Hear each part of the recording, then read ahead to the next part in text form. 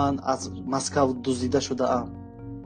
Манро ғайриқонунӣ ҳукумати Тоҷикистон дуздидааст.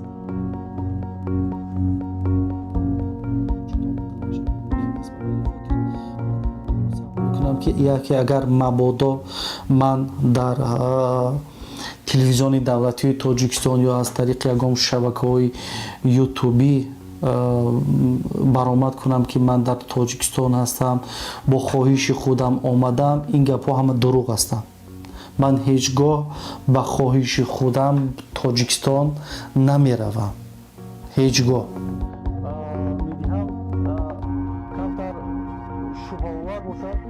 дар ҳақиқат ман бо кӯмак ва дастгирӣ ва ёрдами вазорати корҳои дохила ба Тоҷикистон баргаштам ва ин баргаштани ман баъд аз 6.5 сол дар муҳоҷират